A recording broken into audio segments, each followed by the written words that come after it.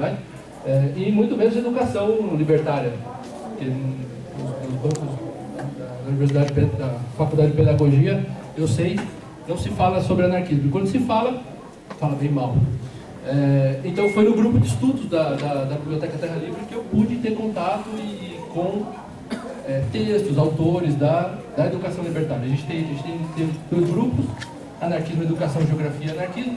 E agora, não coloquei aqui, mas coisa de uma semana atrás, 10 dias atrás, a gente terminou um ciclo de estudos sobre a greve de 17, a greve geral de 17, que entra aqui também um pouco nisso. Então, eu vou trazer um acúmulo dessa discussão coletiva, tá? Não vou entrar também nos detalhes do que é o anarquismo e tal, porque imagino que alguns ouviram bem ou mal, né? Primeira coisa, deixar já de antemão, né? Anarquismo não é bagunça, não é desordem, não tem nada a ver com isso, é justamente o contrário disso, né? É a mais alta expressão da ordem, como diria o Élisée Reclus, inspirado nas ideias do Proudhon, né? Por que a mais alta expressão da ordem? Porque se organizar sem líder, sem hierarquia, sem chefe é mais difícil. Fazer uma discussão em assembleia, tomar decisões por consenso, horizontalidade, não admitir uma opressão numa relação social, numa relação política, relação, inclusive em casa, né? É mais difícil, né? Então, o que a gente chama de ordem aí fora não é ordem, é uma autocracia ou um regime hierárquico, né? Então, só para também pontuar outra coisa, né? Por que eu coloquei anarquismo na prática? Porque às vezes tem muita gente que acha que anarquismo é só uma filosofia, uma ideia, uma filosofia de vida, uma coisa muito louca, uma utopia, uma coisa muito vaga, sem materialidade, né? E aqui, quando a gente vai estudar os movimentos sociais no mundo inteiro, no Brasil também, a gente mostra que existe sim concretude, né? Em que pese que pode falar que na Grécia Antiga tinha pessoas com ideias de liberdade ou anti-autoritárias, sim, a gente concorda, mas isso não era anarquismo. Anarquismo está localizado historicamente, muito demarcado no final do século XIX, quando a classe operária começa a se organizar. E se organizar fora dos partidos, contra o patronato, contra o capitalismo. Era uma luta o anarquismo nasce enquanto movimento social, junto com a própria organização da classe operária, que é justamente na Associação Internacional dos Trabalhadores, que eu coloquei aqui. Vocês teriam uma Associação Internacional dos Trabalhadores. Final 1860, 1864, ela se estende aí pela década de 60 e 70. Aqui tem uma foto do Bakunin, talvez é um dos grandes. É um dos grandes pensadores é um dos grandes pensadores do anarquismo, mas era um cara de ação, né? Então ele não ficava só estudando na biblioteca, lendo, escrevendo milhões de páginas, não. Ele escrevia meia dúzia de páginas e estourava uma revolução, ele pumba, deixava o manuscrito. Então vários livros dele tá assim, o manuscrito se interrompe aqui, porque ele ia para a barricada, né?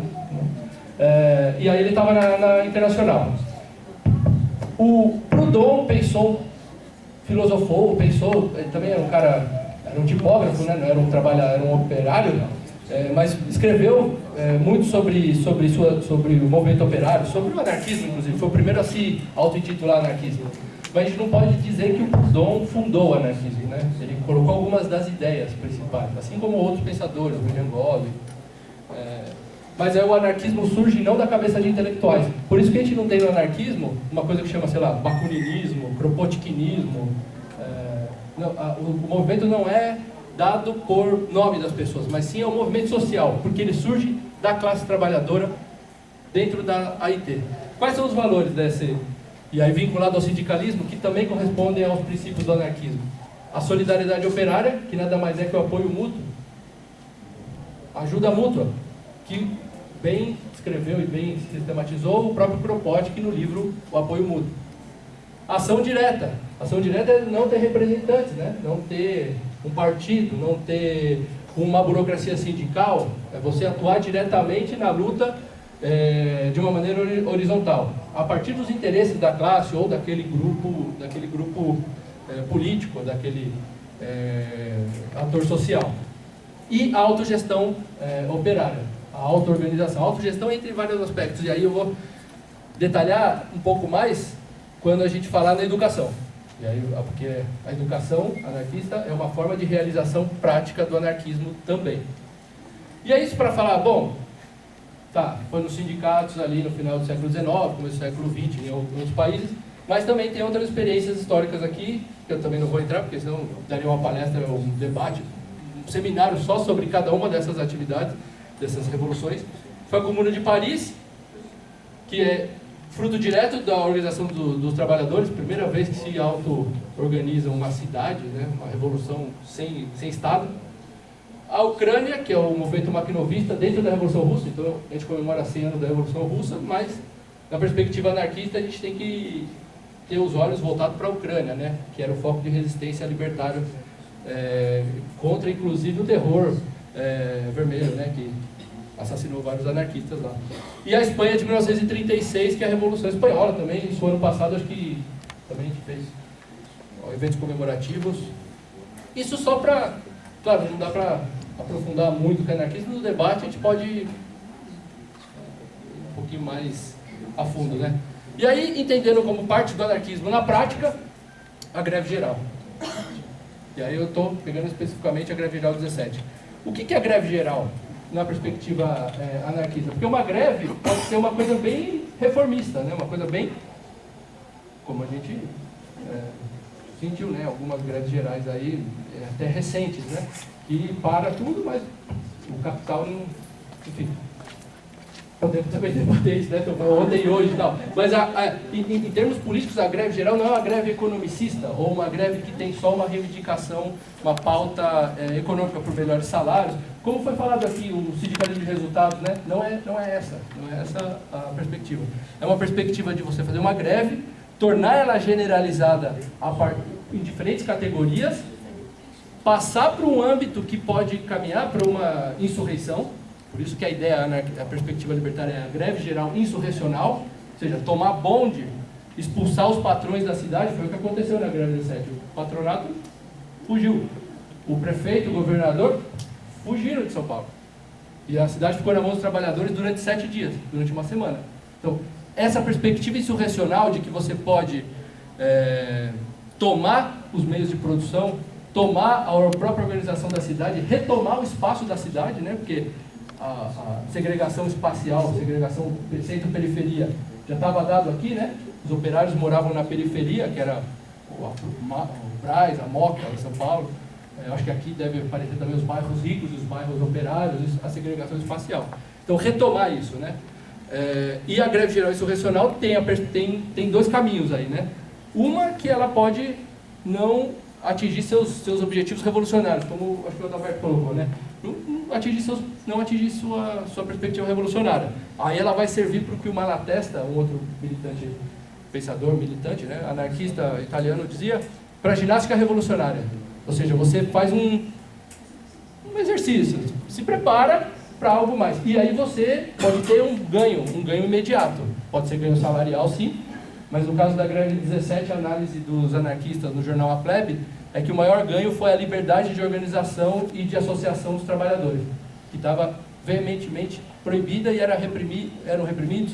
O Centro Libertário Anarquista, Centro Libertário, que era o espaço anarquista na época, foi fechado, os jornais anarquistas eram fechados, sindicatos e tal. Então o ganho se alcançou a revolução em São Paulo em 17, mas o ganho político foi esse, uma ideia de ginástica revolucionária. Ou pode tomar outro caminho, como tomou outros movimentos, a própria Revolução Russa, né? Ou próprios movimentos, que você começa com greves e você vai generalizando isso a ponto de a própria Revolução Espanhola. De certa maneira, as revoluções sempre vêm atreladas a uma perspectiva também de uma paralisação geral e de tomada dos meios de produção. Talvez esse foi, não vamos julgar, né, 100 anos aqui, mas uma possibilidade seria que os trabalhadores, ao invés de só fazer o movimento paredista, tomassem as fábricas, né? Aí acho que a coisa ganharia pá, né? Vocês entendem isso, né? Eu compreendo bem. E aí, pensando nas greves de hoje, é a mesma coisa, né? A gente pode parar o metrô, mas melhor é tomar o metrô, não? E liberar a catraca. Bom, não fizemos nem lá, em 2017, e nem cá ainda, né? Em 2017 ainda tem alguns meses para a gente poder fazer isso.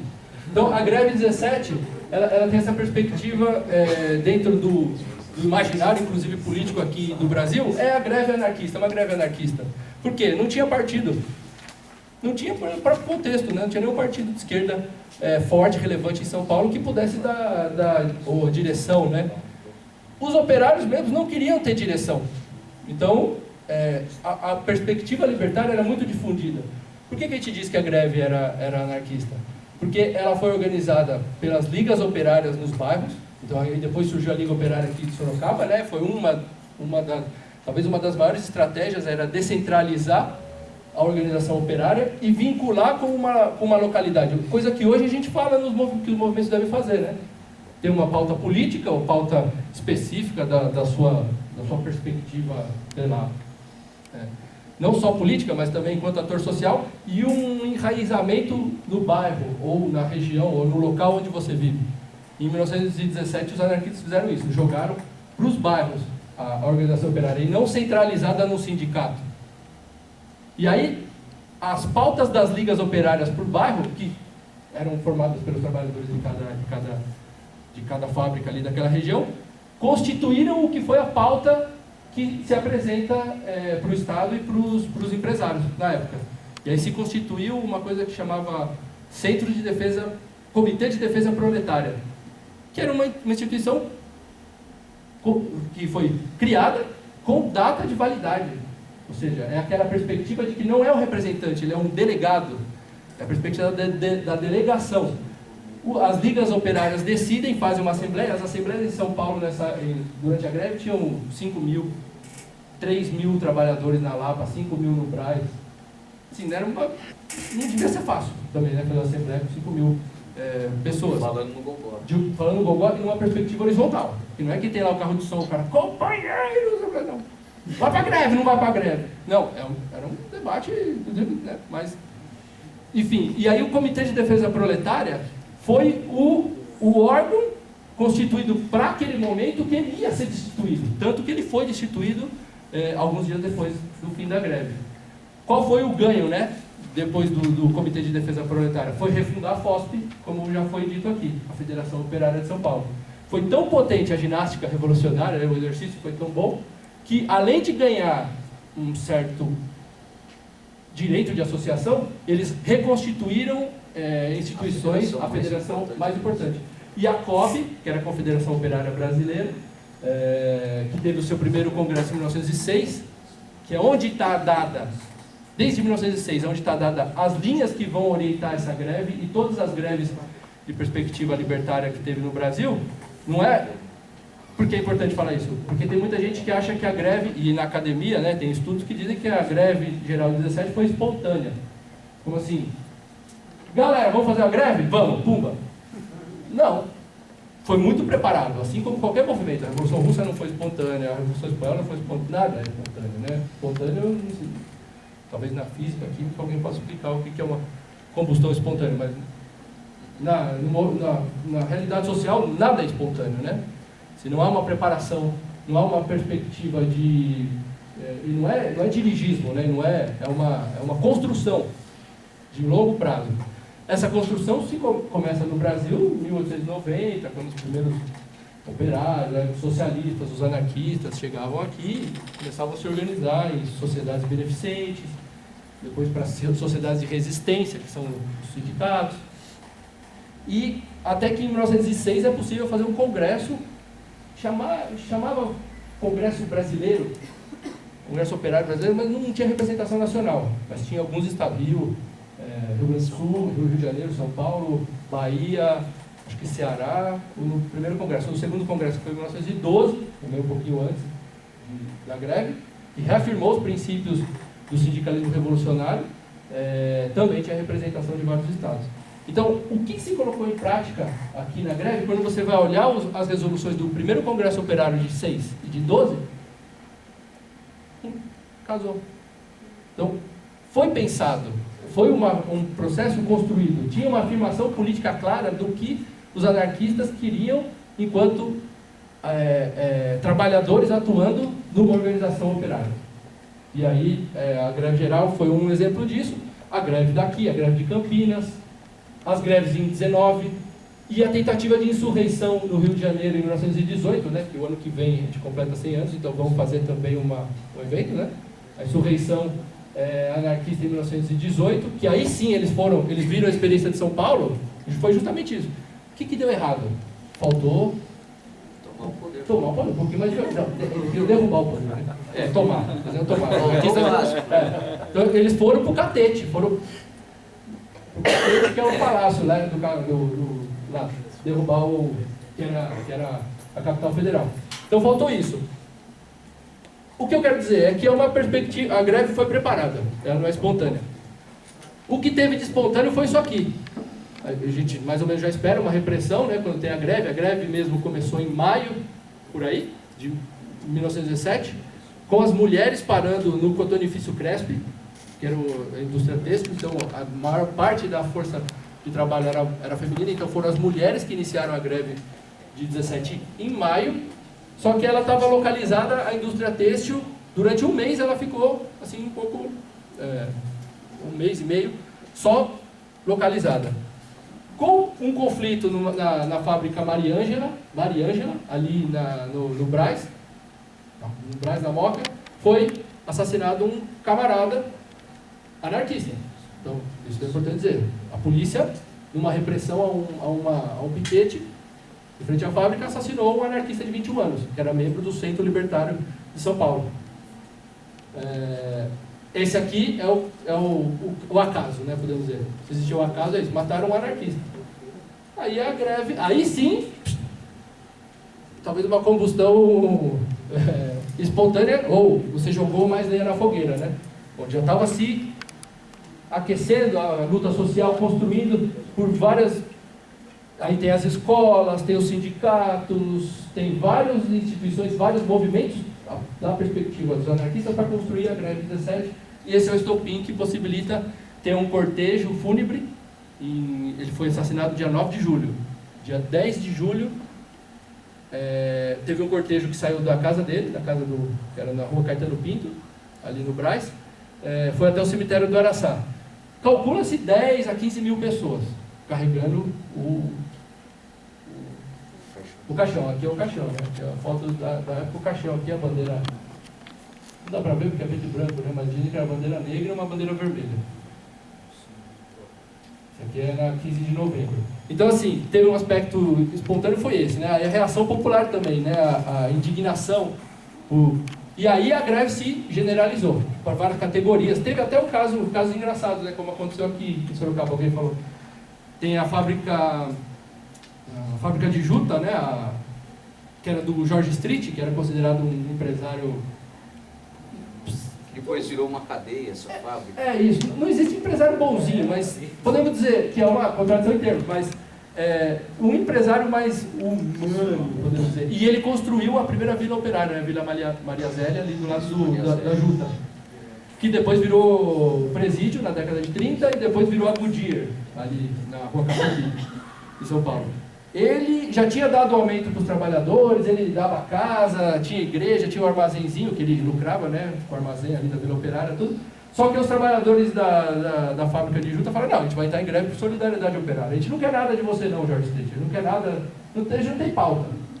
A gente só vai apoiar a greve porque mataram um camarada nosso e a gente vai parar também. Então a greve teve muito desse aspecto da greve de solidariedade.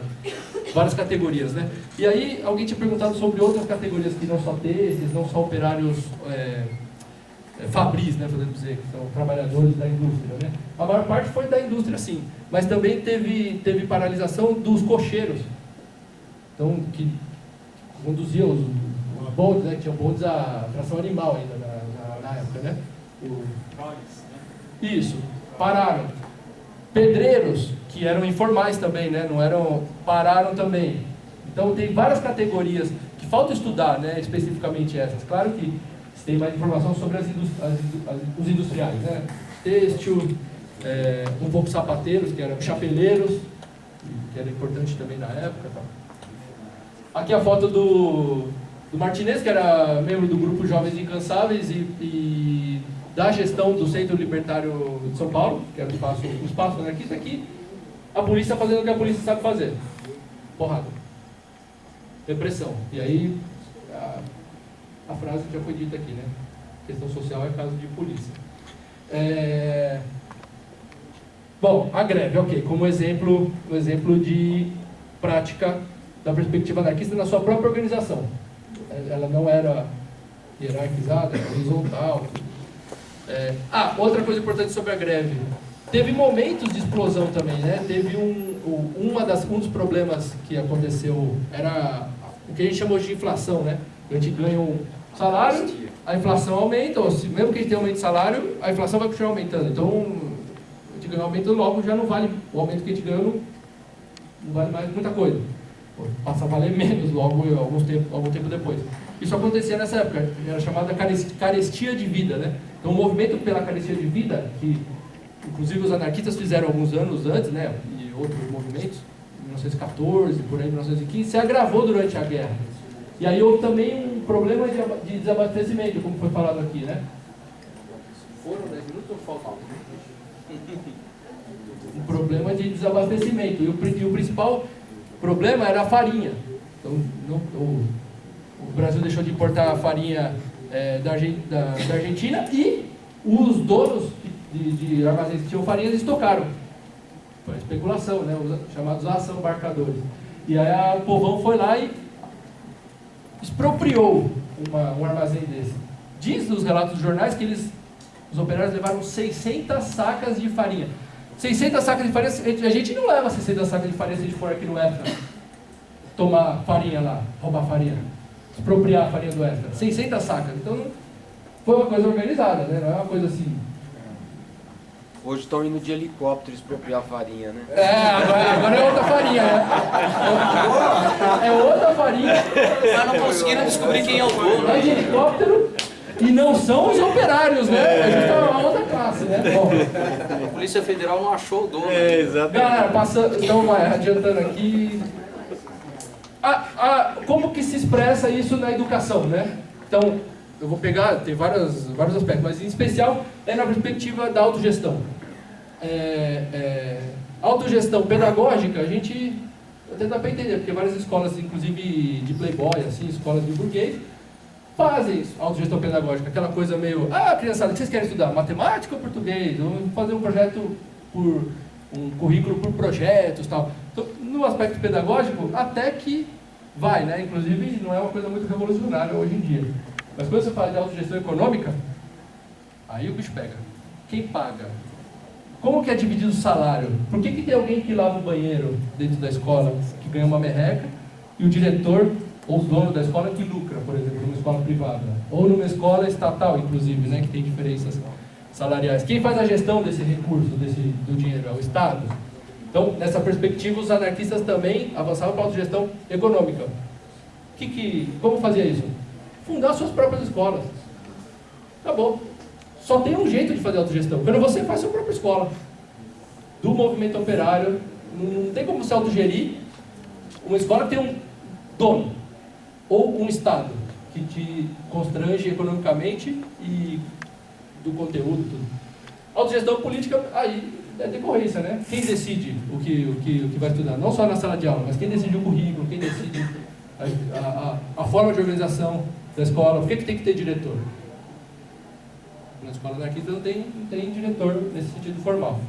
Aqui eu vou pôr para vocês só algumas experiências históricas, só para vocês saberem um pouco do histórico, né? Vindo da Europa, né? Essa perspectiva europeia. Eu coloquei a formação da IT ali, porque eu vou abordar um pouquinho ela para fazer a relação com o movimento operário. E aí mostrar por que as escolas foram importantes na greve. Para a greve e para qualquer movimento revolucionário. A gente tem o Tolstói, que não é anarquista, né? É um cristão, podemos dizer, radical. Tinha críticas ao Estado, mas antecedentes, né? Eu colocaria aqui. Aqui a gente tem a ideia de uma perspectiva operária ou classista, né? De educação, que os anarquistas eram adeptos, a educação integral. Vou falar o orfanato de Saint-Puy, que o Paul Robin era um anarquista também que participou da IT, foi diretor de um orfanato na França. A Escola Moderna do Ferrer, que talvez o maior modelo, que chegou no Brasil aqui, teve escola moderna aqui, em Sorocaba. E a La Ruche, que é a colmeia do Sebastião Faure, também anarquista francês. E outras experiências contemporâneas que não vai dar tempo de tratar. Aqui, né, vocês verem aqui o rostinho dele, né? Só questão ilustrativa, muito do que eu vou colocar aqui é ilustrativo. O Tolstói, eu vou falar do Tolstói. Vou falar da IT. Por quê? Porque a gente quer discutir a vinculação com o movimento operário. Como que uma perspectiva anarquista de educação não surge da cabeça de grandes gênios? Porque às vezes pensa, né? O Paulo Freire, né? Ele dormiu, acordou e escreveu as coisas mais lindas sobre educação, revolução da educação. Não, isso não existe, nem com Paulo Freire, nem com Jesus Cristo, nem com ninguém. É um acúmulo é um cúmulo e influências mútuas, né? O Paulo Freire talvez não explicita de onde ele tira muito das suas influências, né? Ele não explicita, como outros. Mas ele tira de algum lugar, né?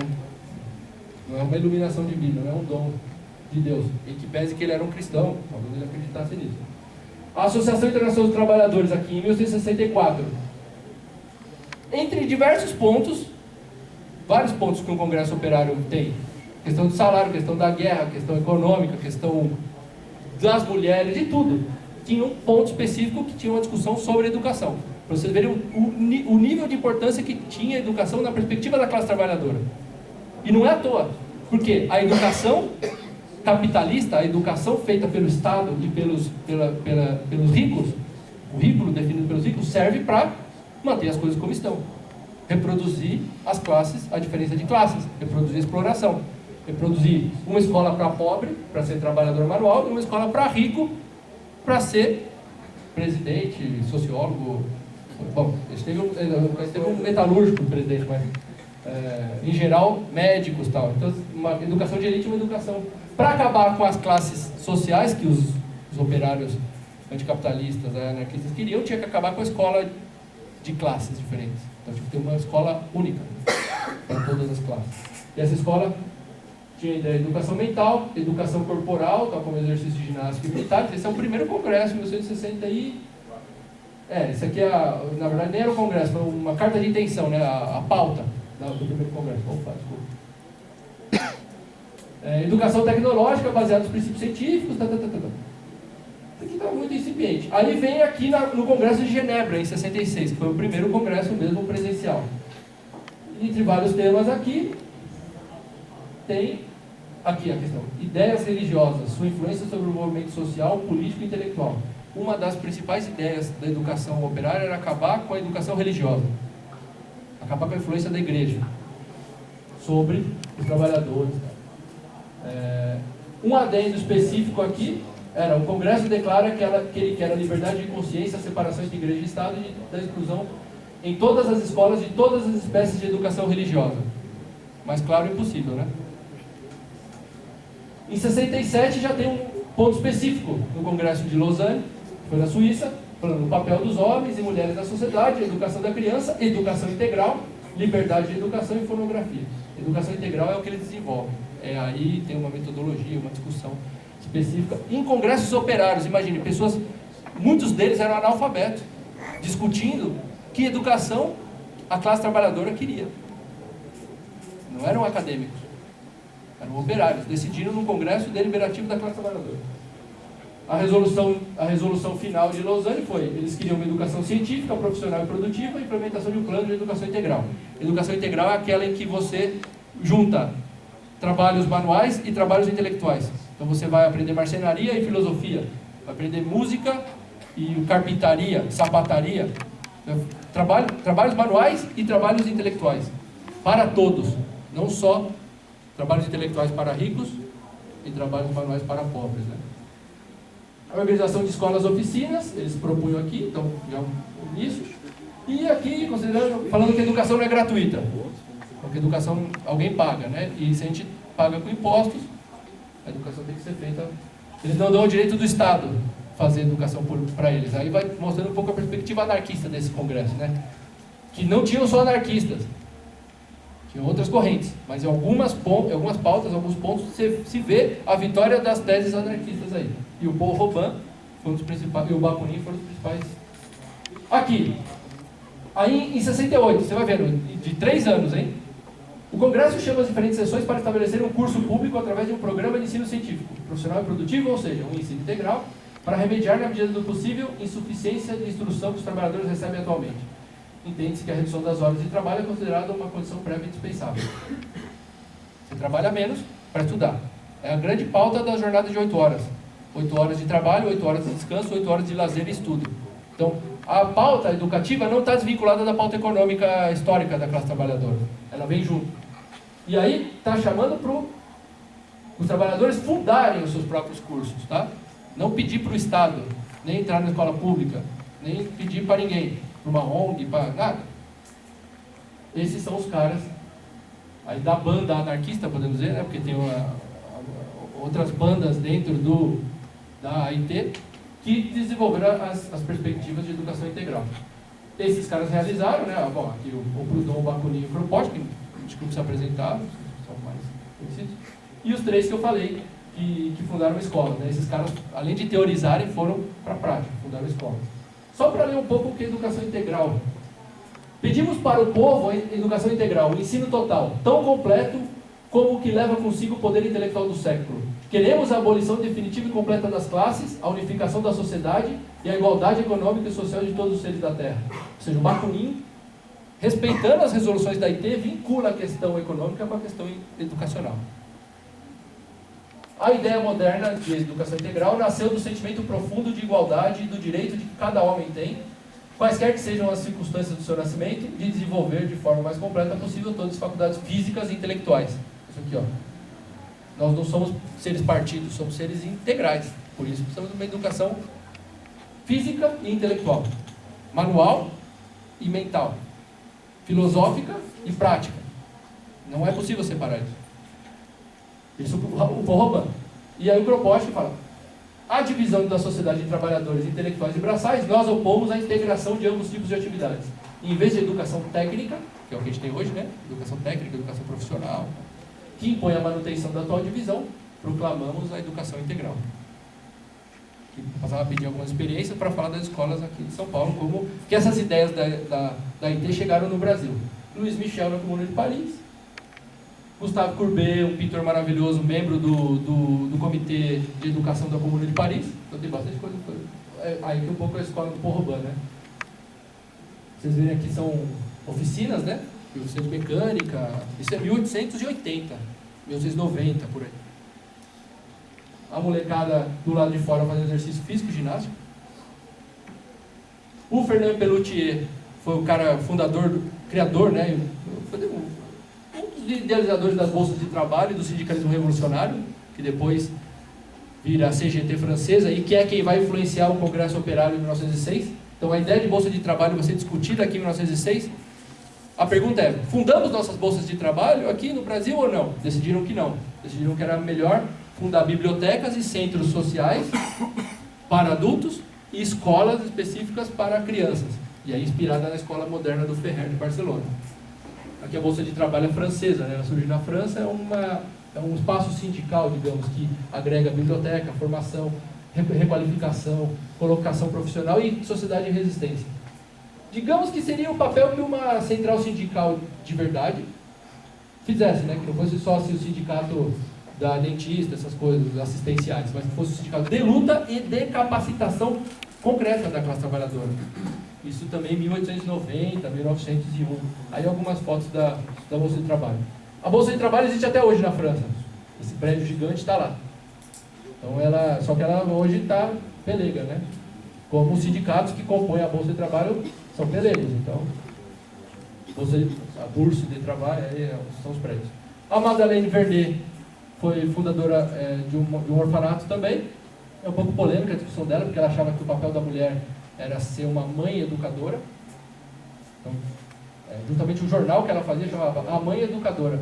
Ela dizia que, e o Ferrer também pensava um pouco isso, que devia começar a destruir os dogmas religiosos dentro de casa, que as mães tivessem uma formação política, científica e racional, para que não se reproduzisse, talvez fosse uma visão errada, né? Que seria a mulher a que transmite em casa os valores religiosos. Há contestações, isso podemos contestemos. Aqui são as fotos da escola, tá? Aula de canto, tá? Sebastião Faure era uma comuna, não era uma escola, então talvez a experiência mais radical, onde tinha autogestão pedagógica, econômica e política. A molecada morava lá, o diretor, entre aspas, né, Sebastião Faure morava lá, os professores moravam lá. Era uma fazenda.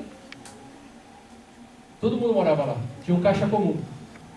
Todo mundo botava o dinheiro e pegava o dinheiro quanto quisesse. Isso é o Kropotkin, né, propunha.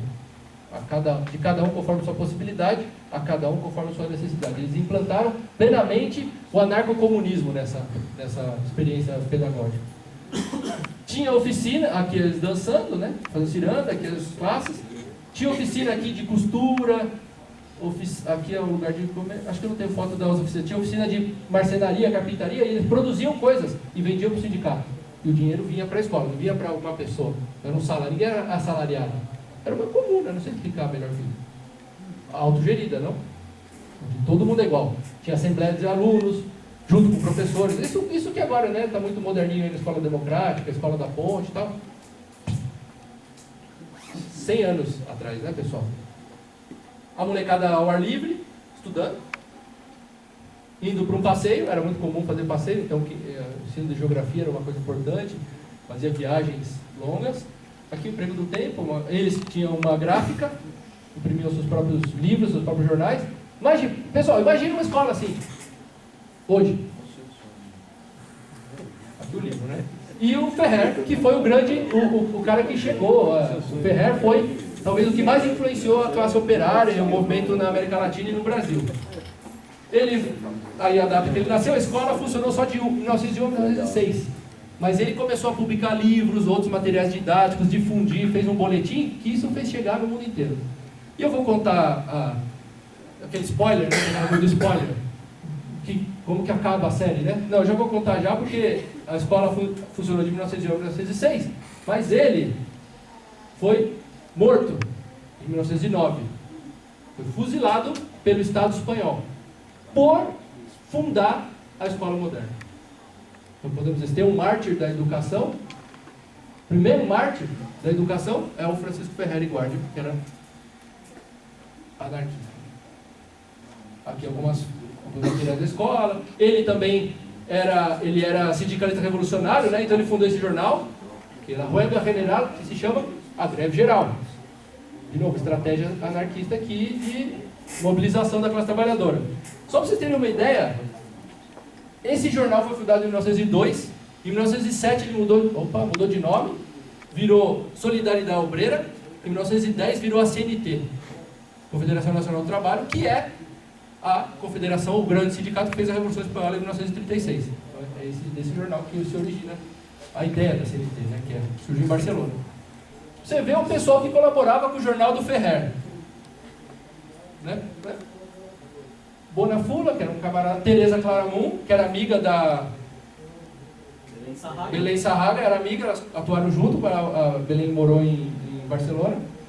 Domela Nivuen Ruiz, ele é um anarquista holandês. Nicolás Estevanês, cubano.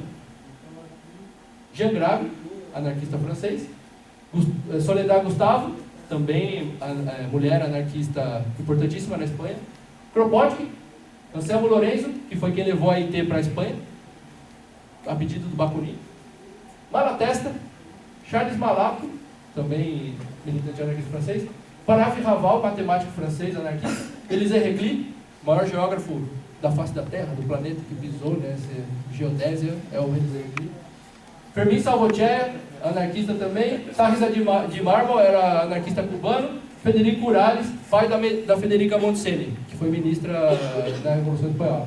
Olha o time que escrevia no Jornal do Ferrer. Então, ele fundou a escola, mas ele também era sindicalista revolucionário, ou apoiava. Então, para deixar claro que a escola, no projeto anarquista, não é a salvação do mundo. Você montar a escola da educação para o povo, você não vai mudar nada. Pode dar a melhor escola. Se você não tem uma luta política, econômica, radical, associada a uma transformação da educação, esquece. Você pode fazer a escola mais moderninha, mais multilouca, mais hippie, qualquer escola que você quiser fazer, se você não atacar diretamente o aspecto econômico dessa sociedade, a sociedade de classes, você vai ficar fazendo escolinha bonitinha para um grupo privilegiado, que é o que a gente tem hoje, né? Então, as escolas que custam 5, escola Waldorf, escolas da vida, escola da ponte. Escola da ponte é pública, mas as escolas aqui que são privadas, modelo escola da ponte, são escolas para ricos. Tirando o Amorim Lima, que é da rede pública, uma ou outra, o Campo Limpo, seja Campo Limpo, que é da rede pública, tal, mas são exceções, né? Aqui falta a escola moderna, para também alugar aqui, eles foram presos, foi morto porque fundou a escola moderna. Aí, eu vou passar rapidinho aqui, ó. Presta atenção, vocês ficam olhando rápido, para vocês terem uma ideia da difusão da escola moderna pelo mundo. Vamos lá. Valência, Hospitalet, isso aqui na Itália, Milão, Lausanne na Suíça, Lausanne, na Suíça, aí esses caras aqui são os fundadores da escola Ferrer. Escola moderna na Itália, Milão de novo, a Itália foi o Molinari foi um dos... Évora em Portugal, Estados Unidos, de novo, teve 2 ou 3 escolas lá, impulsionado pela Emma Goldman. Essa foto aqui, eu vou parar um minutinho, pra vocês verem. Esse camarada que está aqui, ó, foi o diretor da Escola Moderna de Nova York, é o Will Duran. Você vai comprar esses livros verdinho da Abril Cultural sobre filosofia, pré-socráticos, vocês lembram isso aí que vendia nas bancas? O Will Duran que escreveu.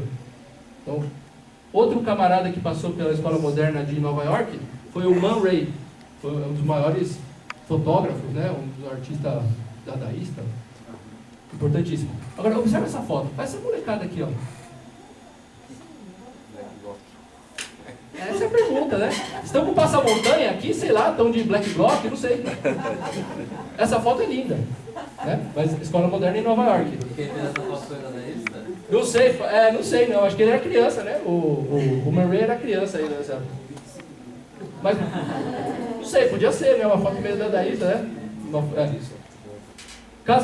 A escola moderna lá no México, durante a Revolução Mexicana, chamava Casa del Obrero Mundial, né?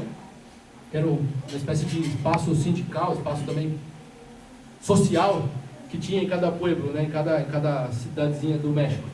Olha que foto maravilhosa, isso aqui aqui eles faziam educação racionalista modelo Ferrer, em 1910, 1911, no México. Vamos lá, Argentina, as 2 revistas aí, Francisco Ferrer. Da Escola Popular, uma revista também, de um cara que deu aula na Escola Moderna. Quando o Ferrer foi assassinado, ele fugiu para a Argentina e fundou a Escola Moderna lá, e no Brasil. Para tentar concluir, eu já passei muito, né? Bastante, né? Já peço desculpas aqui, mas é que eu me empolgo, né? São 2, a Plebe e o Duran, ela é outro. Isso aqui é uma colagem que um camarada da biblioteca fez com a cara do Ferrer aqui, 2 jornais anarquistas. Esse aqui é anticlerical, mas é anarquista, né? Do Benjamin Motta e do Edgar Leverreau. E aqui é a Plebe, jornal fundado pelo Edgar Leverreau, que foi um dos membros do Comitê de Defesa Proletária durante a greve de 17.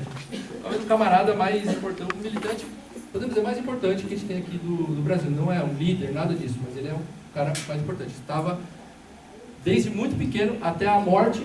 A anarquista morreu em 68, né? Então tem a presença dos anarquistas também, da década de 40, 50, o Edgar Leverreau estava atuando nesse período de 40, tá? Aqui, vai, escola moderna. Assim, são muitas escolas, ó. Antes da escola moderna do Ferrer, já tinha escolas anarquistas no Brasil. 1906 em Porto Alegre, Escola Eliseu Regli, olha que nome lindo. Escola União Operária de Franca, Escola Noturna da Liga Operária de Sorocaba, pessoal, em 1912. Jornal Operário, tá aqui, ó, cadê? Ô, caramba. Ó, aqui. Pega esse jornal aqui, ó, tá lançado facsimilar. O Rogério fez isso. Cadê, Rogério? Nosso herói. Edição facsímile, tá aqui. Tudo sobre a escola noturna da Liga Operária. E é aqui nesse bairro aqui. Tá aqui. Podemos fazer uma visita lá um dia, hein? Marcar um passeio lá. Deve ter destruído já, né? Bom, Escola Operária de Vila Isabel, Universidade Popular no Rio, Escola de Organização de São Paulo no Rio, um monte de escola aqui, ó. Vocês vão olhando aí. E aí, a partir de 1909, com o assassinato do Ferrer, ao invés do Estado espanhol conseguir destruir as ideias dele, fez explodir, porque o mundo inteiro ficou... Imagina, seria a mesma coisa que um dia um governo, a ditadura militar, pegasse o Paulo Freire e metesse bala na cabeça dele. É lógico que ele ia ser muito mais conhecido no mundo, né? O Paulo Freire é muito conhecido já. Imagina se ele tivesse sido assassinado durante a ditadura. Ainda bem que não foi, né? Não sei, mas não foi. Não, peraí, por ele ainda bem que ele não foi, mas pelas ideias dele, olhando o caso do Ferrer, ele seria mais conhecido ainda. Mas não vamos sacrificar ninguém. A partir de 1909 que surgem aí escolas modernas. Você pode ver que aqui nenhuma chama escola moderna, e é a partir de 1909 que se difunde no Brasil o pensamento do Ferrer. Tem várias aqui escolas, São Paulo, Petrópolis, Porto Alegre e tal. Aqui como vai aparecendo nos jornais anarquistas, e aí, Nero Vasco, português, que atua aqui no Brasil, José de Sica, brasileiro do Rio, professor do Pedro II, Colégio Pedro II, e o Adelino de Pinho, que foi diretor da Escola Moderna número 2, eles vão colocando as ideias do Ferrer nos jornais anarquistas, jornais operários, em especial na Plebe, na Lanterna. Ferrer era socialista e anarquista, tal. Ferrer é um símbolo, sua vida foi um prenúncio, sua morte uma definição. E a Escola Moderna de Barcelona foi um monumento grandioso erigido pelo paladino da instrução, tal. Aí aqui, então, antecedentes da greve de 17, pessoal, 1911, ó. A imagem do Ferrer aqui, do busto do Ferrer, sendo abraçado por uma mulher, que é a alegoria da liberdade, né? Que se usava muito nos jornais republicanos, e era uma figura muito, uma mulher nua, assim, com a bandeira, sempre tinha a ideia da liberdade, né? As crianças aqui e tal, o padre se escondendo aqui atrás e tal. 1911. Ainda em 1919, na Plebe, de novo, lá o Ferrer. Em 1933, de novo lá o Ferrer. Em 1945, mesma coisa. E até hoje, né, a gente tem que relembrar o Ferrer. E a Biblioteca Terra Livre faz esse trabalho. Tentando resgatar. Todo 13 de outubro, que é o dia da morte do Ferrer, a gente faz uma atividade relembrando a memória do mártir da educação, do iluminismo. Boletim da Escola Moderna. Aí é uma fonte, falando de fontes, né? Essa é a fonte que a gente tem que estudar para ver como funcionava a escola. Aqui tem notícias de como era a escola. Ela foi fundada em 1912, por quê? Porque em 9, uma semana depois que terminou, que foi assassinado o Ferrer, eles fizeram um comitê. Comitê que o Edgar Leirot também estava. O Candeias e o Monicelli, 3 caras que estavam no Comitê de Defesa Proletária, estavam no Comitê de Fundação da Escola Moderna em 1909. Foram juntando dinheiro para fundar uma escola. Fundar uma escola? Vamos fundar uma escola aqui agora? Quem dá dinheiro? Demora. Então, eles foram construindo um fundo para começar a escola. Levou esse tempo aí, de 9 a 12. Eles iam fundar 2 escolas, uma no Rio e uma em São Paulo. Tinha 2 fundos. Como no Rio a situação não estava andando muito, o que eles fizeram? Unificaram o fundo, os recursos que eles levantaram, com piquenique, com chama tómbola. Hoje chama tómbola, chama... Era tipo um bingo. Bingo, né? Bingo. Bingo. Os sindicatos dando dinheiro, fizeram uma grana, e aí pegou todo o dinheiro do Rio, jogou para São Paulo e fundaram a Escola Moderna número 1. Então foi um esforço coletivo do movimento anarquista, do movimento sindicalista brasileiro, a fundação da Escola Moderna de São Paulo. Então era um projeto já delineado nos congressos operários, aqui no Brasil, qualquer parte do mundo. Então aqui a Escola Moderna número 1, João Penteado, seu diretor, original de Jaú, foi para São Paulo, e aqui a molecadinha, e a irmã dele aqui. Acho que era Ângela Penteado, não lembro. Ângela, né? Aqui a foto da criançada. Escola Moderna número 2. Como deu certo a escola número 1, que é aquela coisa, quando você começa, você fala, me dá dinheiro para fundar uma escola? Você vai falar, não sei se vai rolar, né? Mas aí, a partir do momento que você funda uma escola e fala, agora eu quero dinheiro, com um projeto funcionando, mais gente apoia. Eles tiveram tanto apoio que fundaram a Escola Moderna número 2. Adelino de Pinho, o diretor da Escola Moderna número 2. Olha quanta criança. Com educação de sexos, ensino racionalista, sem ensino religioso, todos os princípios igualzinho à Escola Moderna do Ferrer. Não feliz com isso, com uma educação diferente, eles fundaram um jornal dos alunos. Então, aquela coisa que se fala, a imprensa pedagógica do Frenet, né, que é na educação, sabe? O Frenet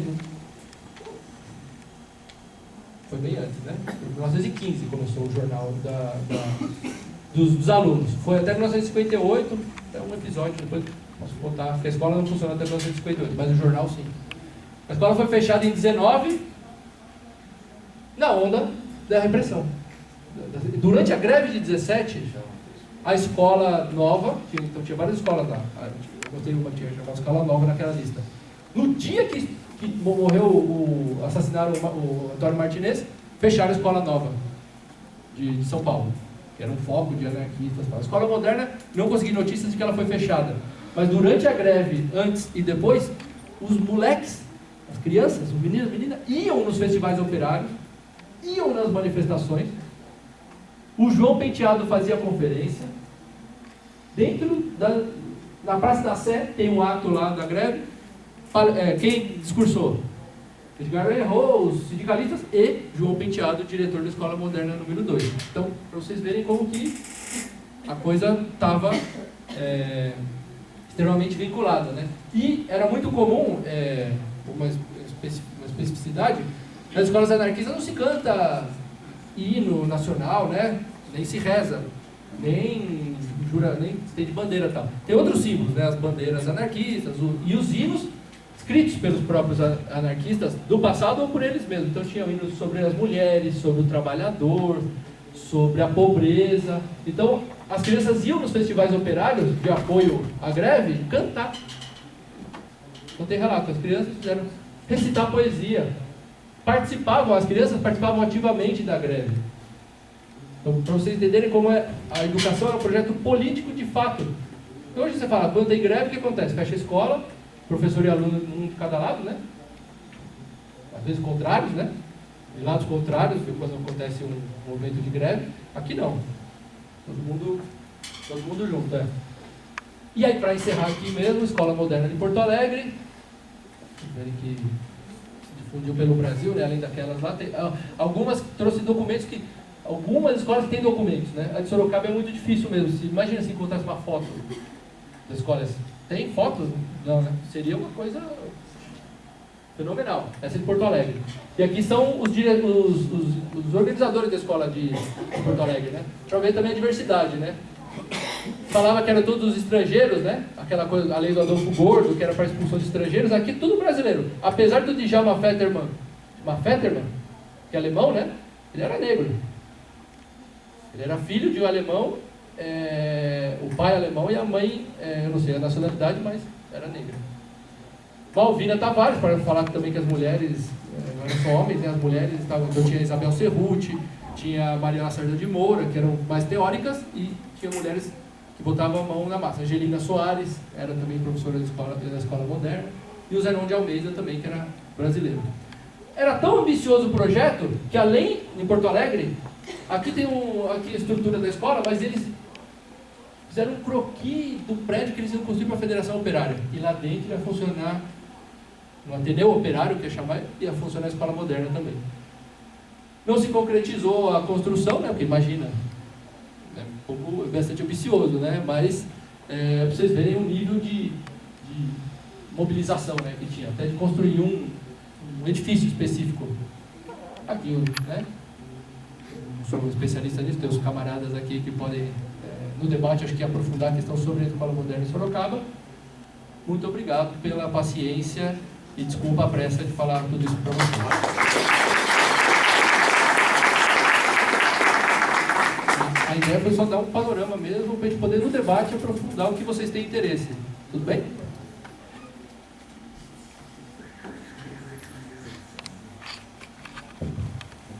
Um pouco, né? A Escola Nacional muito bom. A gente pensou até as 11, né, Marcos? Às 23, são 10h30. A gente podia abrir, então, um bloco de 3 ou 4 questões. E até as 11, se der mais tempo do Rodrigo responder, a gente faz um segundo bloco. Tá bom? Acho que o último ônibus é o Marcos. Não, tem um problema. Tem um problema do ônibus que nós temos que levar. Eu teria que ir para São Paulo hoje. Ó.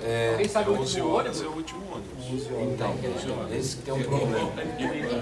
Sair daqui já.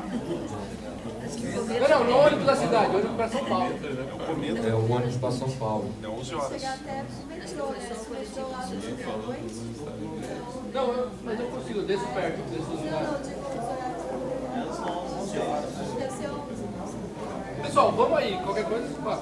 Não, mas não tem jeito. É uma questão objetiva, né? Não, até rodoviário o Nito vai levá-lo, mas ele precisa sair daqui com alguma antecedência. Não, mas eu acho que eu vou pegar aqui no Extra. É, mas... Eu acho que meu. Deixa eu pesquisar aqui o horário. Tá.